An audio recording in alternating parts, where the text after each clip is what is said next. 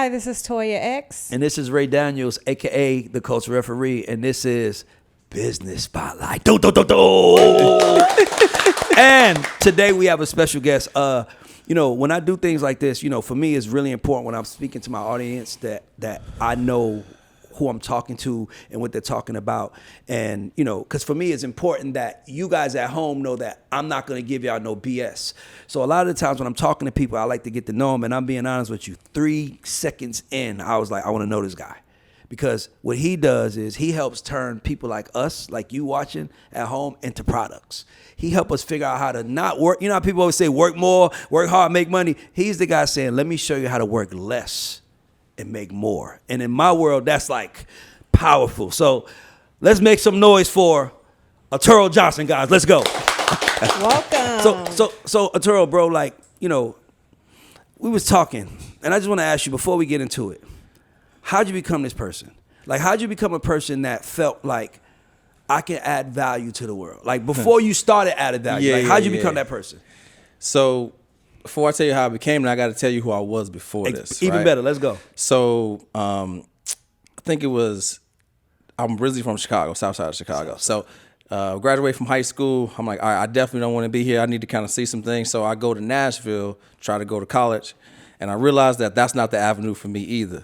So I started just looking for a job, right? Yeah. So I ended up working in the service industry, bussing tables at Rainforest Cafe and Opry Mills, shoveling nachos. And shout out to Rainforest Cafe for giving Rainforest your brother Cafe. A job. I love that. And no, shout out to Chip, Yeah. the busboy manager, because I sat there for 2 hours because I didn't have a job, and I came about 5:30, so it was like rush hour. And so if you don't know what Rainforest Cafe is, it's like in Opry Mills in Nashville, so it's like a tourist place where it's like turn and burn, so the volume was there, but I needed a job, so I sat there and waited for him. And I remember he told me, he was like, I don't know who you are, but if somebody sat here for 2 hours, they really need this job, and that's somebody I need working here. He never interviewed me at all, gave me the job. You saw the hunger. Yes. And so I started bussing tables, and then I started waiting tables. And then from there, I went to another restaurant. And I was telling David Shands this before we came over here. Most people have this vision that they know kind of what they want to do. Yeah. I had no idea.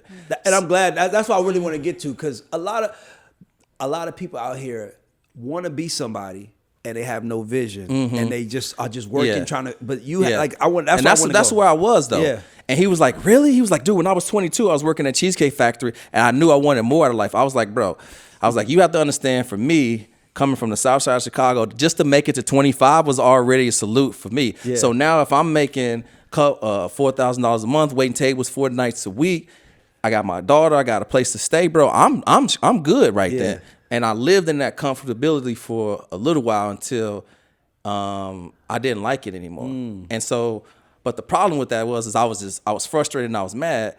And looking back now, it wasn't I was mad at my situation. I was like, that was my only option. I was mad at the options that I had.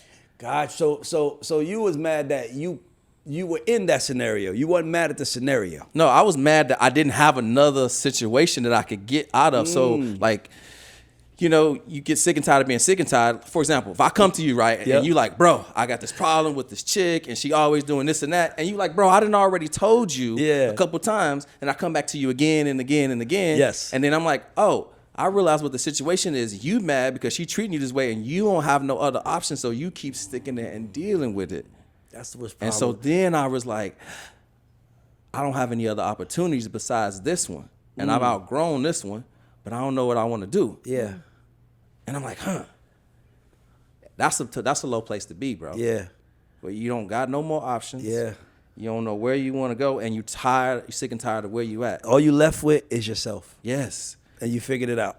So that's why I'm like, that's why I love it. That's what you get. Go ahead. So with that, now you got to do some soul searching. Yeah. Looking in the mirror, and it's a lot of accountability, of ugly conversations that it's only you when everybody else going to sleep. And you might shed a tear, or you might just can't sleep at night, or whatever it is. And I'm like, okay, I need to find something, but I had to start looking. Yeah. Right. So, so my mom gets sick, and I have to move her from Chicago down to Nashville. Okay. And she's not doing too good. Got you. But it's not the health part.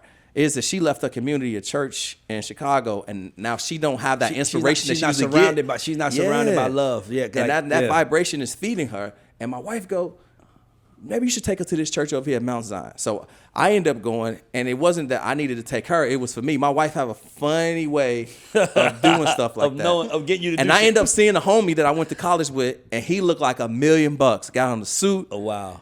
His wife looks great. She's standing right next to him. And I'm like, I don't know what it is that he have, but I want that. Exactly. And so, I mean, at this time, anything seemed better than what my situation is. Yeah. So I'm like, okay. So now I'm attracted to just the perception that I have of him and his confidence because he looked like he had it all put together. And he ended up doing life insurance. And so that's kind of how I found a problem that I knew I could solve. Yes. Because I became a life insurance agent. And I realized that model was broken. And the question that I had when I was doing it was, why ain't nobody ever tried to solve this? And the problem was... What was broken about it? The problem is I got to make, when I become a life insurance agent, I've got to make a list of all my friends and family to call, to prospect to, because those are the first people in my warm market to call. What I don't really work in our community too well. You're so right. Not at Right? all. Life insurance. To my death, nigga, I got a lot of living to do. Yeah. Well, here's the problems with the insurance too. Is one, I'm going to try to sell you insurance that is going to benefit somebody else when you gone. And most people like, the hell with that. I'm struggling right now. Give it to somebody when I'm gone so they can blow it? Hell no. Yeah. So that industry is one of the hardest industries in the world to work in. 92% of insurance agents fail within the first 12 months of the business. Really? So on the entrepreneur side, looking back, that's a big problem to solve. Remember I told you, money changes hands and problem to solve. So if 92% of people in this industry don't have it figured out, if I can just come up with a little bit of a solution. I didn't think it was going to turn into this, but I was like, man, if I can solve it for myself, then maybe I can help somebody on my team. I was still thinking like, I'm going to solve the problem for myself and then like help somebody else on my team do it. But then I started to see it like duplicate. I'm like, okay, maybe I could turn this into a business. But it wasn't until the lawyer, this dude named Alan, he brought me into the office like, you can't use social media for selling his life insurance. And I'm like, why? So I've been struggling to call out of a phone book and bug my friends and family through birthdays and holidays and Thanksgiving and cookouts. And now I'm actually making some traction, and you tell me I can't use it on social. What was the reason, though?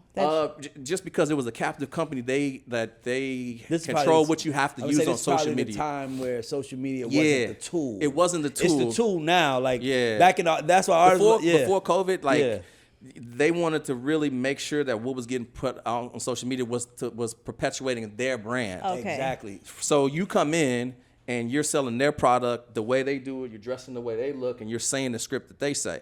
So you're an agent of their brand, right? And so I'm looking at this, though, from a different angle, because I'm like, wait a minute. So you want me to do this the old school way? I'm like, oh, I get it now. Them 200 people on that list, that's leads for you, because I'm going to be gone in 12 months. So now you got 200 free leads, and anybody that I did get to sign up, you had to split the commissions with me in the first year, but next year you get all of them. That's 150% profit for free. Oh, wow. Just for you coming and working. Come on. Wow. I'm like, that's a good business model for the insurance company. So now I'm like, well, all right, I don't want to fight that battle, but what if I could get a little piece of it?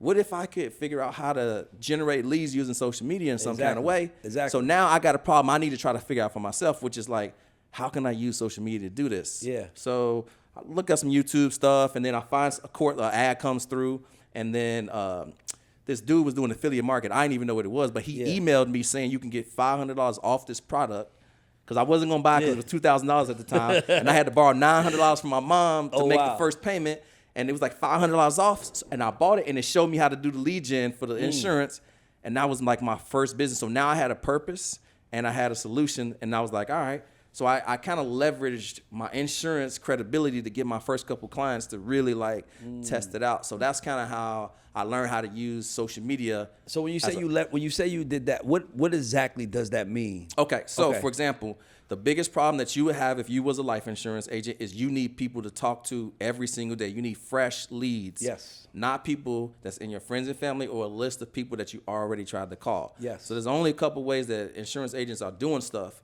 is they're calling out of the phone book, they're using friends and family, or they're asking for referrals.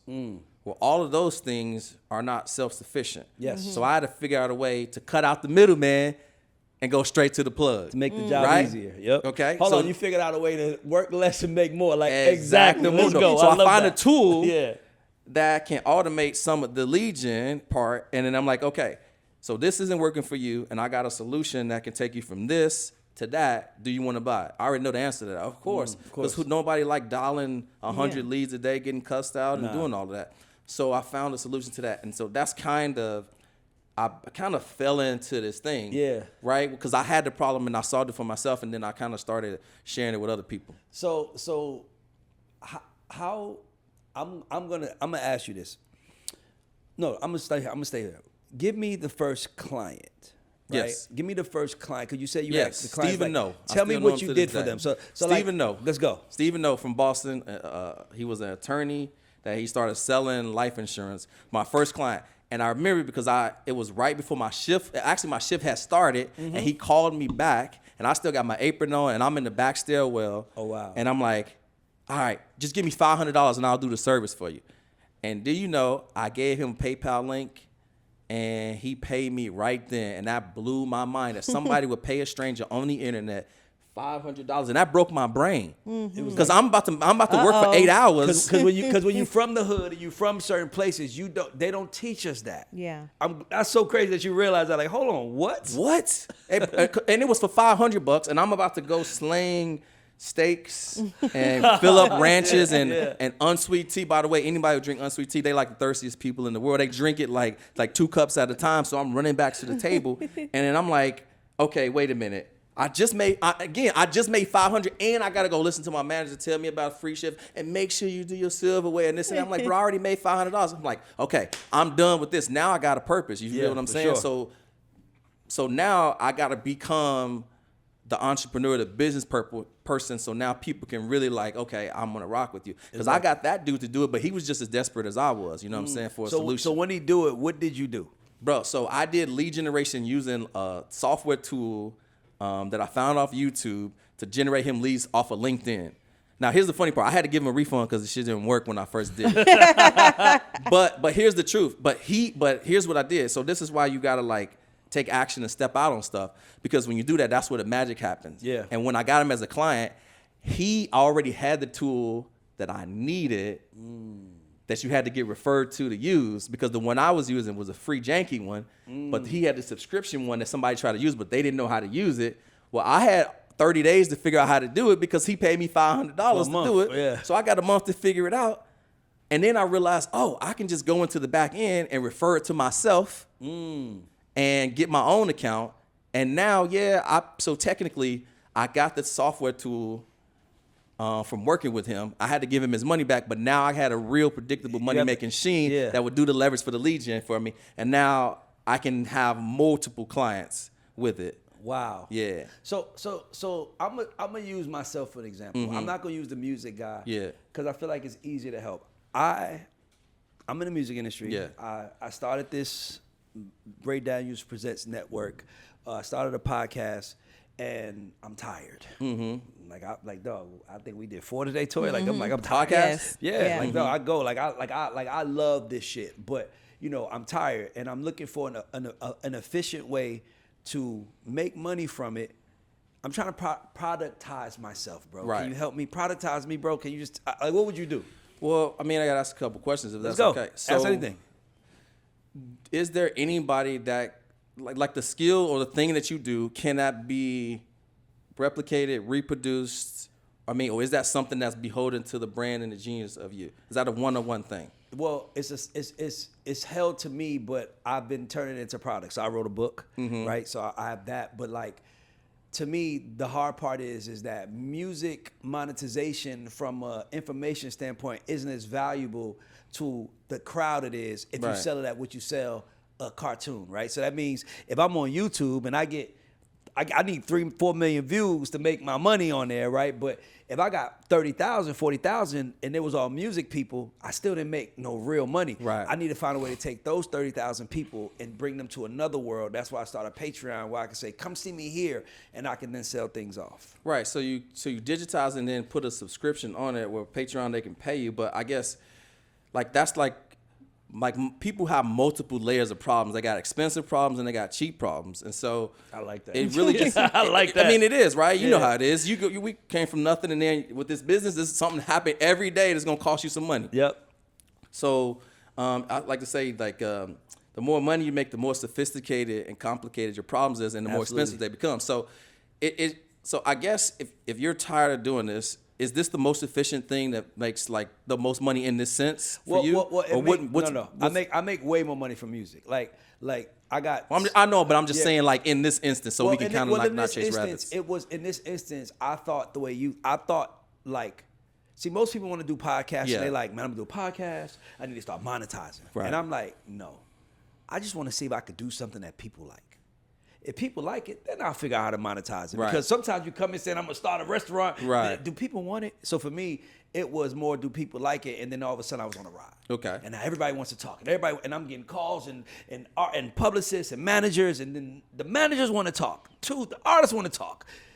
Everybody wants to talk. So it's like I'm chasing it. So I stopped. And I said, I got to look at what I have. So I said, I got to break it down into product, right? So I'm like, all right, the God Show. The God Show is more, like for me, it was more a mental performance thing. But then what would happen is somebody would say, Ray, I want you to interview LL Cool J. Cool. And then they'll say, Ray, I got a young person I need you to interview. And I'm like, well, the format of that asks kind of like, you made it questions. Right. I can't ask a new artist, you made it questions. So I'm like, you know what? Let me change the format, right? So that you create artist spotlight, and then it's like, well, I want to have this conversation. So I have 3 products now: artist spotlight, business spotlight, God Show, and then the radar report. But for me, it's not that I'm tired because I'm searching. I'm searching for magic within the brand. But then there are people who are way less than me that are making more because they're focusing only on the money. So the question is, what is that? What are they doing? Selling out. Like anybody with $1 could come. Anybody, like, I don't care. I advertise you. It's like, and it's like, and they're charging people to be on. So like, I got a new artist. I got some new artists you check out. They're gonna have to pay $500. They set me rates. Right. I'm like, y'all, it's a board for like new. So to me, it's like, I kind of got to do this.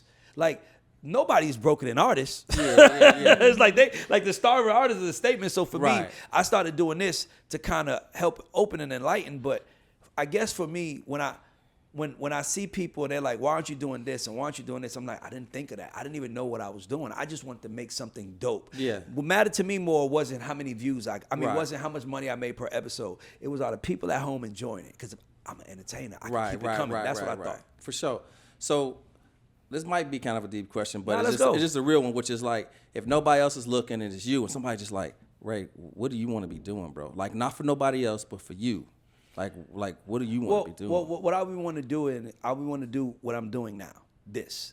The only thing is like, like. But it's like who you sitting down with is what you can energize. Well, no. It's how to do it properly. Okay. It's how to do it properly. That sounds like something outside. Just sorry. Go check it out. Yeah. It's for me. It's how to do it properly. Like. I'm in the music business. When I'm in the music business, when you come in, everybody wants to be in music, right? But it's like, it's not, can you be? It's not, do you want to? The answer is yes. It's, are you even good enough? Like, do the business even want you? So the way my mind works is you got to make sure you're good enough before you start determining other factors. Like, stop calling the shots about how you want it to be. Is it good?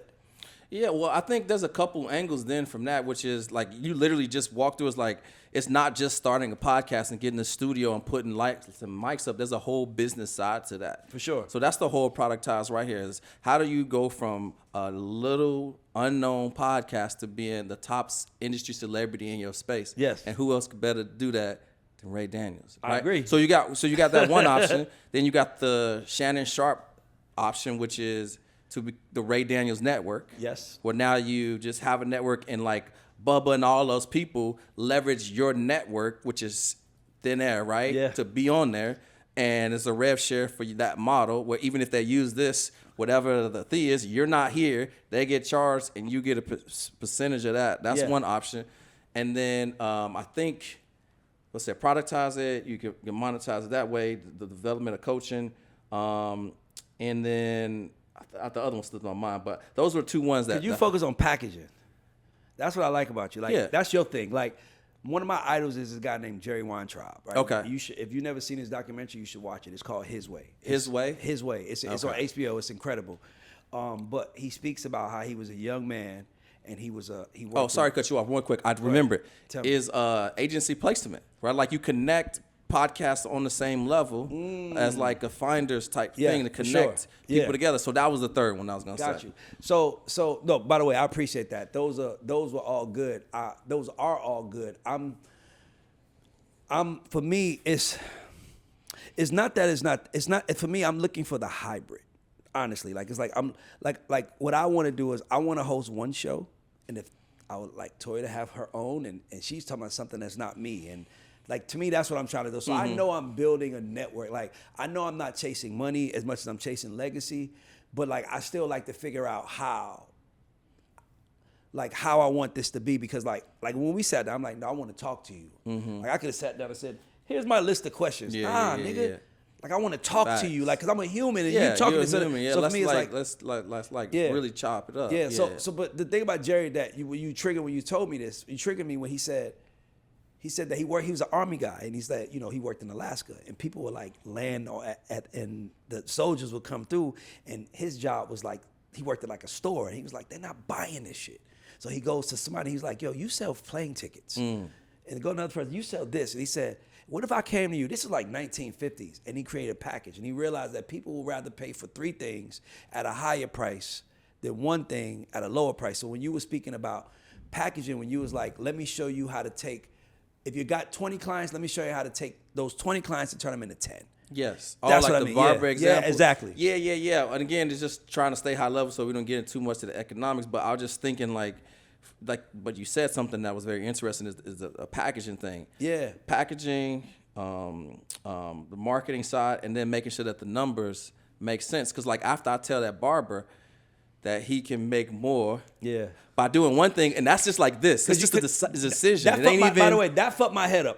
If you don't mind expounding on that a little bit, because that really changed my thoughts. I'm like, why don't nobody think of that? So I have a client that's a barber. He cuts my hair, and he has a challenge in his business, which is his back is tired because he stands and cuts 16 to 20 heads all day, right?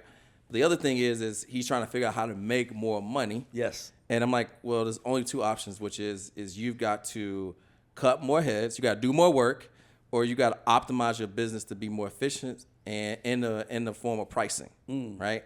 And you said something a minute ago, which is like a high dollar or high ticket. I can't remember what the word you said, but like some people are just premium people. Yes. So like for me, I'm only looking like they'd rather buy 3 things for a bigger price than they would buy one. If you got an event and it doesn't have the VIP ticket, I'm not coming to it. Oh wow, okay. Yes, I'm looking for the box to select, but I'm doing that for a reason too. It's the seed to invest that I have enough confidence and self belief in myself that investment is good for me because I want to have access, right, for other opportunities. No, you got. I'm talking to you. But then, for you, it's like, okay, you're gonna remember that Arturo, $1,000 for a ticket to sit in the front row. You can't help but see me. So now I'm in your ecosystem for inception. That's right. By the way, I understand that. Yeah. We don't talk about that enough. How people should, like Steve Harvey said something. Remember, he said, pay a couple extra $100 to sit in first class, dude. Because what they don't understand, like I'm not getting on the plane if I'm not flying first, right? But you don't understand is you're gonna meet a different kind of person up there, right? Yeah. And that's what you. So it's the same concept. It's your environment. It doesn't have to just be like a everything. physical one. It's your mental environment too. That sometimes you just need to get. You know, somebody that's just confident and you just sit next to them, they be like, it's something about you, or just like this. Sometimes like that's radiating, just like, man, somebody just sit like Ray just sitting there right there, just confident. He ain't worried about nothing. You know what I mean? Sometimes getting in the presence of that, sometimes you got to just borrow that. And you borrow that in proximity to see how somebody else carry themselves, how they talk to people, how they hold their head up. The game is caught, not taught. And if you you said caught, because I always say you have to seek. You have to look for it. They're not going to teach you. No, you got to be observant. Yes, that's the way. These things. And you're a coach. On this point, you're a coach. You're a mentor. Who gets to work with you? Because from the standpoint of you're saying there are certain people who are just luxury people. They're just certain caliber of people. Who gets to work with you? Or are you looking for a certain clientele? That's such a great question. I'm glad you asked that. So I am looking for that type of individual too, right? Where it's like, most coaches are looking for any and everybody to kind of work with, and there's nothing wrong with that. But the challenge is when somebody has made 9 bad decisions and they finally make a good decision when they come across you. Now everything is on the line because they paid you one time that you got to solve everything for them. You're my last hope, bro. I blew it all. No, Why you gotta tell me?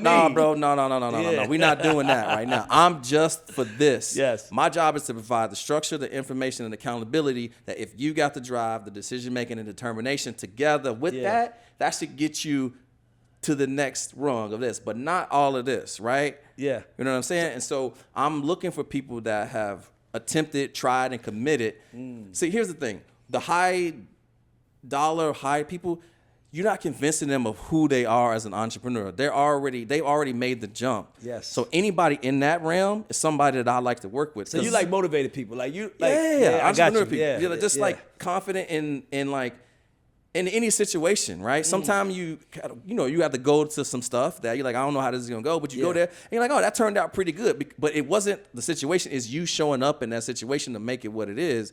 That's that internal confidence that, for the most part, it usually work out. So you got to have some of that. It's you have to believe it before anybody else believes it. Oh yeah. So that's so good. So I heard this lady say, and I had to steal this from her. She said that rich/successful people trust their vision and doubt their doubts, and poor people or broke people trust their doubts and they trust their doubts and don't agree with their vision. And I'm like, wait a minute. They trust their vision and doubt their doubts, and then other people doubt their vision and trust their fears. I'm like, oh, that's what it is. And so I'm like, well, that was the transition that I had to walk into. Was like, I didn't know where I was going in life, but I always trusted that it would kind of work out for me because I always put myself in a good position. Yeah. And I had to get the gab a little bit and kind of finesse, and I got some street smarts. So like, I can kind of operate if I need to do what I need to do. And not only that, your head's on a swivel, so you're paying attention to what's going on. You're looking for the win. It's like if somebody tell you yellow cars, now you're looking for yellow cars, you'll spot them. Most of us are looking for something that's not good for us, when you should really be looking for, like you said, that thing that pops out that motivates you. So I agree. Because if you think about it, like in life, everything don't go right? Yeah. Usually everything kind of goes a certain type of way, and you really just need one thing to kind of go right. So we kind of looking at it backwards because it's just not going our way because we don't have control. But to just kind of back up, though, it was like, well, why did Arturo end up having success all of a sudden? My perception changed. The $500 broke. Once somebody paid me $500 for a 45-minute conversation, it was over. How can I do this again and again and again and again? Come on, right? I mean, what they say is like, once your mind is expanded, it cannot go back to its original form. Like, my mind was broken. It was like, so wait a minute, I'm finna spend 1, 2, 3, 4, 5, 6, 8 hours at a restaurant. I'm not gonna get off till 12:30, 1 o'clock. I'm gonna smell like food.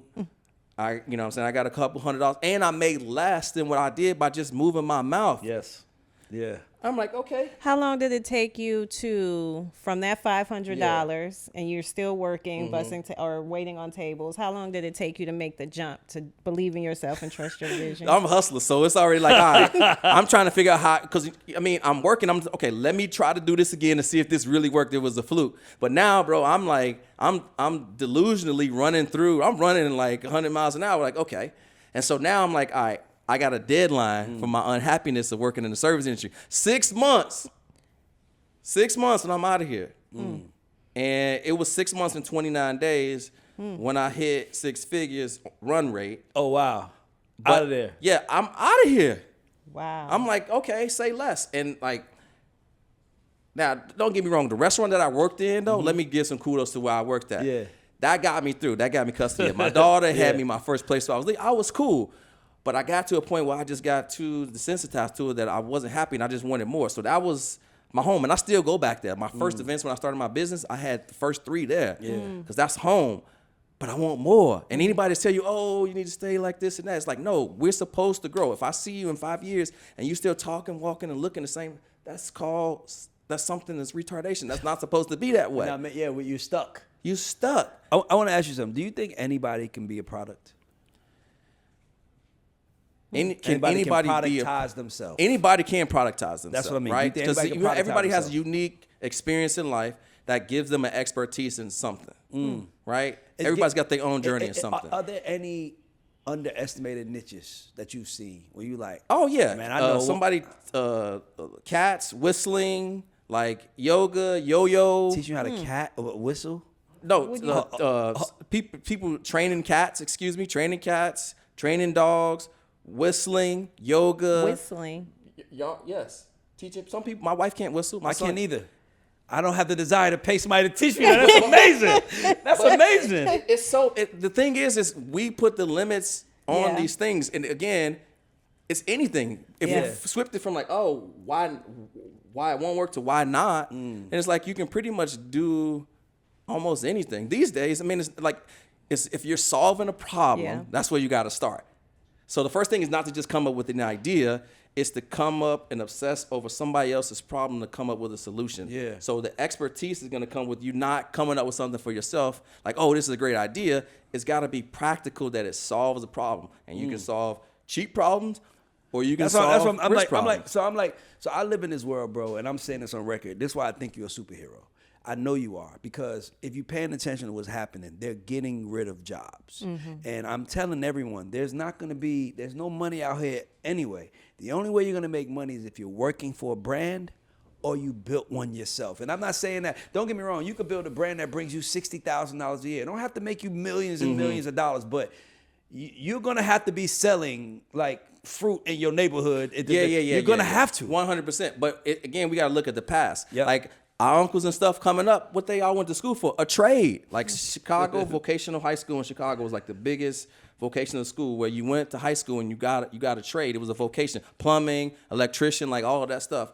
So what is happening is AI is replacing the repetitive tasks that are mundane. And let's just be honest, bro. If you're doing administrative work, you is not sitting there checking emails for 8 hours a day, right? You're not.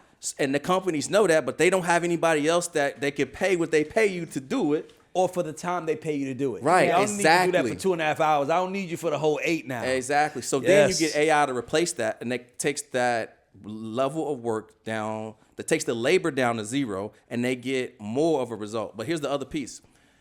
The 9 to 5 is gonna the new 9 to 5 is gonna be entrepreneurship. You're gonna have some unique thing in order to survive in this new AI economy is going to be the thing. You're going to have to have some type of specialization, which is not a bad thing because we've been getting by as a jack of all trades and a master of none for a long time.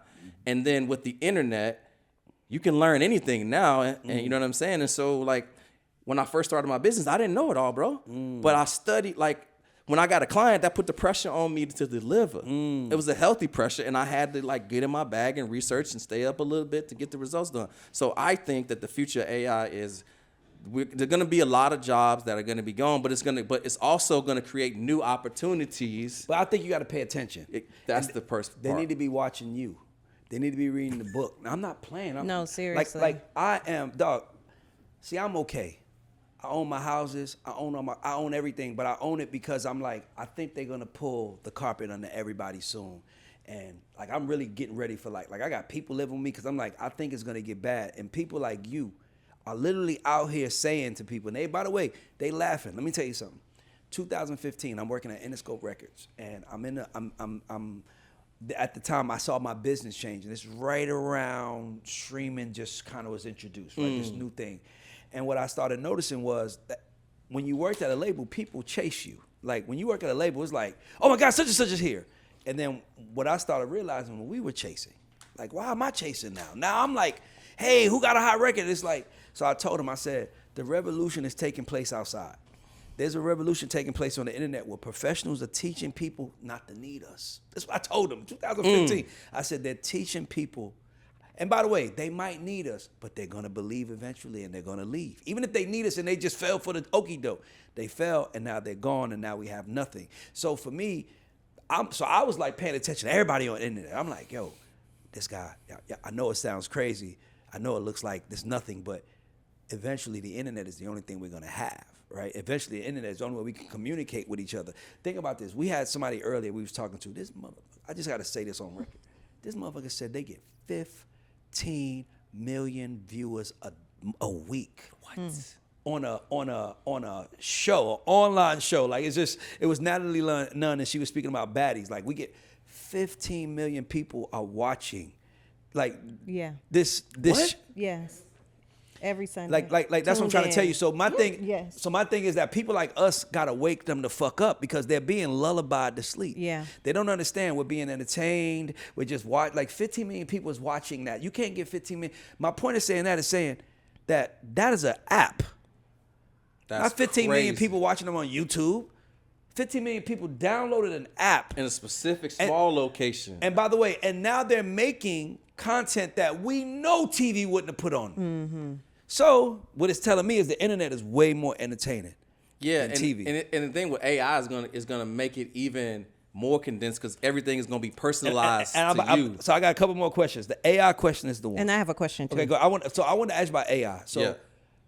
first of all, I'm not afraid of it, so I don't want to put that out there. Yeah. But what I will say is that it's scary times for people who are not looking at it the right Well, way. it's scary for people who are resistant change. And that's what I'm saying. Exactly. So my thing to you is, what would you say to people that are saying, run from AI, scared it's going to hurt people? Like, what's your thoughts on it? Well, the thing, like a lot of the things that we're scared of, we just break it down to ignorance. Most times people have ignorance, resistance, frustration, and afraid is because they don't understand the thing.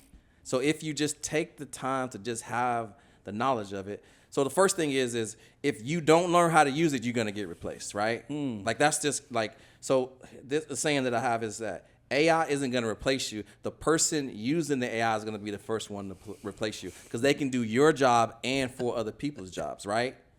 That's so real. That's crazy. So that's the first thing is learn and understand how to use it. But then it's like the first thing you do is learn how to understand the technology and then use it to your advantage. It's an advantage. Dude, if I can't think of something or if I'm having writer's block, or I need to finish the end of a bar that don't make sense. It's like I remember, what was it? 2 Chainz said that Kanye asked him to finish a line for his bar, and he told him it was gonna cost him like $250,000 to do that when they was in the studio, and he didn't finish it because he didn't want to pay him. He just kept his mouth shut. You know what I'm saying? Well, now you can use that to finish the bar. So you can use it as an extension of your genius where now you got a superpower in your pocket to be able to use to enhance any strategy that you got. So it's all in kind of how you look at things, right? So if you can bridge a gap between not knowing something to knowing it like that, and not only knowing it that way, knowing every intricate detail as a shortcut with the cliff notes to be able to get a result, that's easy, man. So I look at it that way, as it can enhance you. And if you can use it as a tool to make money, then why not, right? Perfect. I agree. Go ahead. In your business, how many, or tell me about your greatest success story or. Okay, so I got a kid named Braden Hernandez, a life insurance agent, 19 years old.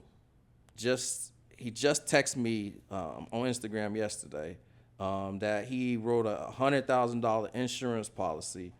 And last month, he made $200,000 at 19 years old selling insurance because we used AI to generate leads that was the perfect ideal customers for him to sell insurance. Now, I just told you how hard it was to sell insurance. And this dude's 19 years old. Braden Hernandez just did it last month with insurance, right? Which is the hardest business to work in. So that's probably my biggest claim to fame. But I probably got like 1,200 testimonies on YouTube. Bro, you just gave me a whole idea. Why wouldn't you do a TV show?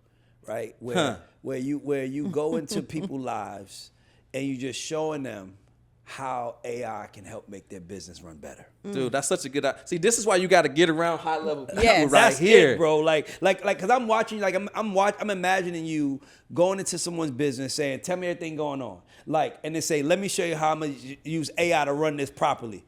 Bro, and then here's the other thing. Every AI product is sponsoring the show. Dudes, come on. See, but this is the thing. So like a lot of times being around high level people will give you the idea that you need because they inspired by. Because see, here's the thing with high level people.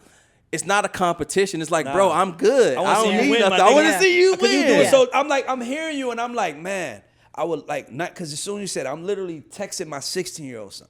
And I'm like, obviously he has his own dreams and I'm like, I would love for him to see that, right? But he's gonna look at it and be like, this is how my mind works. I'm in the entertainment business. Anytime I hear something, I start flushing the idea, and I'm like, he gonna look and be like, oh nah, that's not gonna work. I don't have passion about insurance. Of course he's gonna say that. But if he saw the kid and the kid looked like him, and then he saw how much money the kid made, and he saw that might wake him the fuck up. You know what I'm saying? Yeah, it's like sure. rap. It's like when you see a rapper, it's like I want to do that. Right. Look what he's doing. It's the Facts. same concept. So And we need more visuals of people making money in other fields. But like Arturo, like you, a black man going to black people, like fuck, no disrespect, fuck helping others. Like I want to help you put it together. I ain't playing. Yeah. Like a show where a black man is going around showing black people how to use AI for their businesses and to better their business, because we're always left behind. Yeah. And you in front right now, and that's the case. Then if you're in front, then we should all be behind you, trying to help you push, because we know. How about this? We don't even know what the world gonna look like in 5 years, because how fast AI evolving. So we need a teacher. We need someone to come, but everybody wants to come to the stage. See, this is why everybody loses. They want to say, "Come hear me teach." I'm telling you, let's take it to the people. Like, let's take 3 fucking people, 3 businesses. Let's do it together. I ain't even playing. Right. Let's do it together. Let's put do that out there I'm and ready. say, me and Arturo, we're gonna take 3 businesses and we're gonna help you become efficient. And we gotta film it, and we own the content, and we do that. And I'm telling you, we take it to BET. We take it to Revolt. I just did my deal. Like we could, that's what we should be doing, because that's how my mind works. Like I'm listening, I'm like, this is important. Hold on, because you said 19. That's when it changed. Yeah. For me. Like 19, it's like a 19-year-old kid can make $200,000. Yeah, we're just in high school selling hoodies in a month. Selling hoodies in high crazy. school. Bro, my whole last year. existence is if everything I'm doing is because I say if you could sell 1 million records, you could sell 1 million anything. If you could sell If you could say that again? If you could sell 1 million records, sell 1 million records. you could sell 1 million anything. So I tell little young brothers, if you could sell crack, you could sell a hat. If you could sell coke or drugs, you could sell products.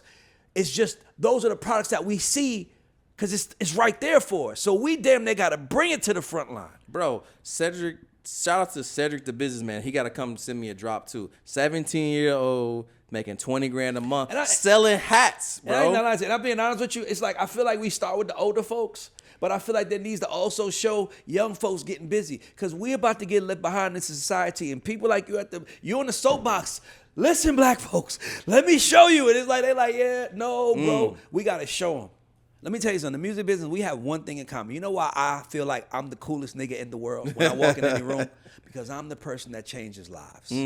I'm the person that changes lives. By the way, we had someone in here earlier, and they was like, you need to work. This person is they bragging about how rich they are, but it's like, can you help me do that? So I understand that's the power. I can take one person and give them a song and change their life.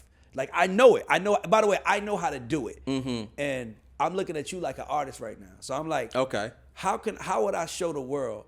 How can we show the world what you do? The easiest way is results. Exactly. So go into a business. Let's pick 3 businesses. Like 3 businesses, say we're gonna help you grow your business using these AI tools. So let's do this. So the people who have businesses, whenever you post this video, I'm gonna make a like, dog. I'm gonna make a real video where we gonna do it. I'm gonna make it because to me that's what we do. Like I want to stop what I'm doing because that mission is that important. Okay. I'm so afraid that my culture is gonna miss out on the AI thing, and I'm like, how can I help? Like you said, I'm good, I'm straight. I know where I'm going, but hold on, this is important. How can I help my community see that this is important? Let's take it to 3 motherfuckers. all right, bet. Let's take Say it to less. 3 motherfuckers, 3 different worlds. I'm and with show you, bro. How AI is gonna help their business grow. Let's do that. Yes. So last question. I'm sorry. I'm like when I think this is beautiful. Like I'm inspired by you because I understand what it is, but I also know that I know how to make them listen.